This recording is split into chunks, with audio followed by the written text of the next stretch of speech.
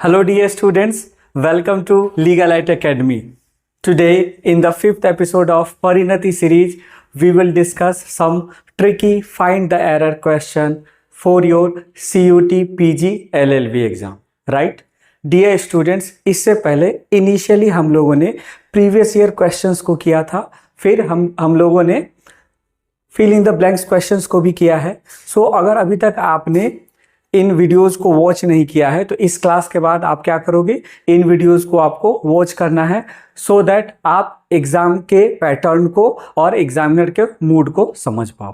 Right now let's start today's class. Dear students, आज हम discuss करने वाले हैं फाइंड द एरर क्वेश्चंस को. तो फाइंड द एरर क्वेश्चंस की बात करो या fill in the blanks questions की बात करो या फिर सेंटेंस इंप्रूवमेंट की, इसमें जो सबसे इंपॉर्टेंट क्या होता है, the most important thing for a sentence is it's meaning. किसी भी क्वेश्चंस को किसके थ्रू बनाएंगे तो उसके मीनिंग के थ्रू बनाओगे. For example see question number 1. तो एग्जामिनर ने क्या किया है, आपसे पूछा है कि आपको बताना है कि किस पार्ट में एरर है, और अगर इसमें एरर नहीं होगा then your answer will be option D, no error. तो फर्स्ट पहले आप इसको रीड कर लीजिए. The teacher as well as his students all left for the trip. Okay, तो किसी भी सेंटेंस में आप सबसे पहले किसके पास जाओगे, तो आप सबसे पहले जाओगे वर्ब के पास. ओके, तो ये आपका वर्ब है, यहां देखो लेफ्ट, और वर्ब से पहले जो भी लिखा होता है वही सेंटेंस का क्या होता है, सब्जेक्ट. तो यहां किसकी किसकी बात हो रही है, तो आप टीचर की बात कर रहे हो और इनके स्टूडेंट्स की बात कर रहे हो. ओके, तो ये टोटल बात तो हो गई यहाँ पे. अब देखो एक्स्ट्रा एग्जामिनर ने यहाँ पर क्या पुट कर दिया है, ऑल. तो जब आप इस सेंटेंस के सेंस की बात करोगे तो आप इजीली थिंक कर सकते हो कि यहाँ ऑल की रिक्वायर्ड नहीं है. ओके, क्यों? क्योंकि ये कंप्लीटली टीचर और उसके स्टूडेंट्स का को डिस्कस कर रहा है. ओके, इट मीन्स ये क्या हो गया, ये आपका सुपरफ्लूअस हो गया, और ये कहाँ नहीं आना चाहिए, तो ये आपके सेंटेंस पे नहीं आना चाहिए, ये सेंटेंस को सुपरफ्लूअस बना दे रहा है. Right, so your answer will be option B, correct. और इस क्वेश्चन को आपने कैसे सॉल्व किया, तो सेंटेंस के मीनिंग से. राइट, तो हमेशा माइंड में क्या रखेंगे, आप ऑलवेज माइंड में रखोगे कि सबसे इंपॉर्टेंट क्या है, तो सेंटेंस का meaning. Okay, see question number 2. First read it.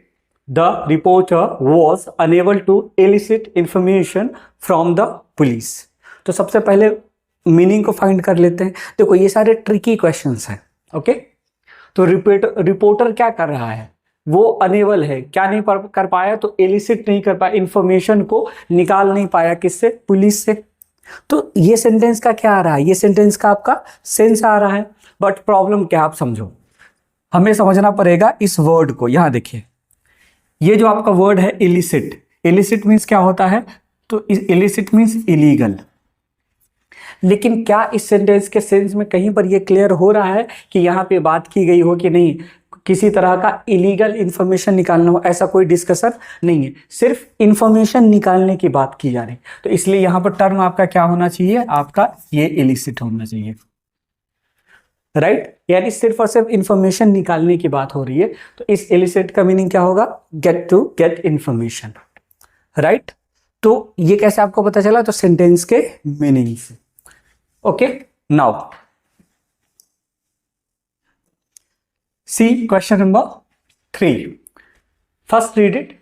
These all mangoes are ripe. आप कहेंगे सर ये बहुत छोटा सा क्वेश्चन है, इसमें तो मैं आसानी से प्रिडिक्ट कर सकता हूं, लेकिन एक बार चेक कीजिए, कभी कभी ट्रिकी क्वेश्चंस एग्जामिनर आपको देगा. ओके, तो सबसे पहले आप किसके पास जाओगे, तो सबसे पहले आप वर्ब के पास जाओगे, और वर्ब से पहले जो भी लिखा होगा वही सेंटेंस का क्या होगा, सब्जेक्ट. तो अगर मैं आपसे पूछूं कि यहाँ किसकी बात हो रही है, तो आप कहेंगे सर मैंगोज की बात हो रही है.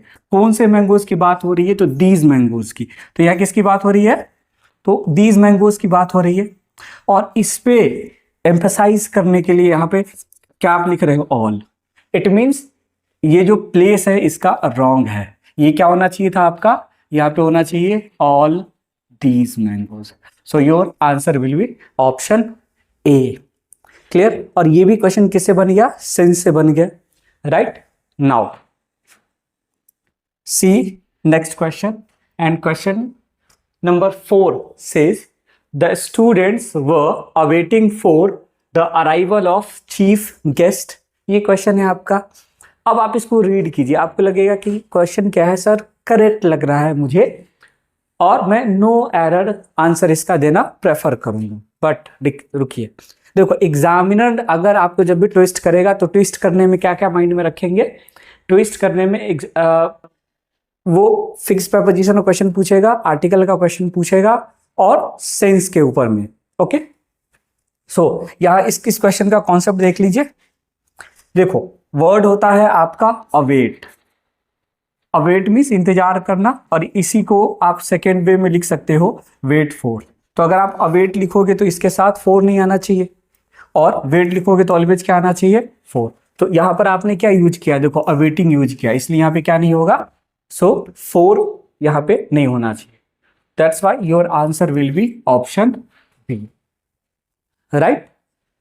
Now see next question. Question number 5 says if you hear engaged tone, replace the receiver and dial again। Question कि अगर आपने क्या सुना, engaged tone सुना, तो आपको क्या करना है, रिप्लेस करना है रिसीवर को और डायल अगेन, इसकी बात हो रही है। बट अब देखो ये क्वेश्चन जो है आपका आर्टिकल का है, तो आर्टिकल के लिए आपको माइंड में कॉन्सेप्ट रखना है कि अगर इनडेफिनिट बात हो रही है तो उसमें ए और एन का आप यूज करोगे, और अगर डेफिनिट बात हो रही है तो द का यूज करोगे। और ये किसके लिए यूज होता है, तो सिंगुलर काउंटेबल नाउन के लिए आप इस टर्म का यूज करेंगे, और अनकाउंटेबल के लिए अलग टर्म है इसके लिए। ओके, सो अब सी यहां पर किसकी बात हो रही है, टोन की, और ये यहां पर क्या है, तो सिंगुलर काउंटेबल नाउन है, तो इसलिए इसके लिए यहां पर क्या आना चाहिए, आपको ए और एन का यूज करेंगे। और यहां पर देखिए आपका यहां पे ये वाउल साउंड है, इसलिए आपका क्या यूज करोगे, an engaged tone. Okay, so your answer will be option B, right. Now so our next question is question number 6। Raghu came out of the bathroom with a towel in the hand। Okay, तो sense निकाल लेते हैं सबसे पहले। रघु कहाँ आया, तो bathroom से बाहर आया विद अ टावल, और कहा था ये हैंड। तो अगर मैं आपसे पूछूं कि आप ये बताओ कि ये टावल किसके हैंड में है, तो यहां देखो ये मेंशन नहीं किया गया है किसके हैंड में है, क्लियर। तो ये आपको क्या करना पड़ेगा, मेंशन करना पड़ेगा। तो रघु के लिए यहां पे आप क्या ऐड करोगे, तो हिज ऐड कर दोगे। Okay, so your answer will be option C. Okay, now see next question, and our next question is question number 7। My friend has invited me for tea this Sunday. Okay, तो अब देखो ये question क्या है, आपके fixed preposition का question है। आपको चेक करना पड़ेगा कि इसमें जो वर्ब यूज हुआ होगा वो उसके साथ, वो अपने साथ क्या फिक्स्ड प्रेपोजिशन देता है। फॉर एग्जांपल यहाँ देखो इनवाइटेड जो है अपने साथ फोर नहीं टू प्रेपोजिशन लेता है, तो ये फिक्स्ड प्रेपोजिशन का क्वेश्चन है। सो किस पार्ट में एरर हो गया, so answer will be option C, right. Now see next question, and our next question is question number 8। I go to school by walk। तो अभी आप कहेंगे सर ये तो ठीक लग रहा है, इसमें क्या इशू हो सकता है। ओके, सो अगर मैं इसका मीनिंग के लिए आपसे पूछूं तो आप कहेंगे कि सर यहाँ पर पैदल चलने की बात हो रही है, ठीक। तो अब आपको माइंड में क्या रखना है कि जब भी आप पैदल चलने की बात करोगे तो पैदल चलने के लिए आपके माइंड में क्या आएगा कि क्या लिख दें, आपके माइंड में आएगा कि सर मैं यहाँ पे लिख दे रहा हूं बाई फुट। तो माइंड में रखना है कि ये क्या है, रॉन्ग। जब भी पैदल चलने की बात हो तो ये इसके लिए आप यूज करोगे ऑन फुट। ओके, ये बहुत फेमस क्वेश्चन है, मल्टीपल टाइम आपके एग्जाम में आया हुआ है। ओके, तो इसको आप माइंड में रखोगे। So your answer will be option C. Okay, now okay, so see question number 9। It says it is a desert place. तो देखो एक वर्ड होता है डेजर्ट, डेजर्ट मतलब रेगिस्तान। ओके, लेकिन एक और वर्ड होता है डेजर्टेड प्लेस, यानी जहाँ पे एम्प्टी हो, वो प्लेस एम्प्टी हो, वहाँ पीपल आते जाते नहीं हो, निर्जन कहते हैं आप उसे। तो अगर मैं इसके सेंस की बात करूं तो आप सेंस में क्या कहोगे कि ये किसकी बात हो रही है, रेगिस्तान की या किसी प्लेस की? तो आप कहेंगे प्लेस की।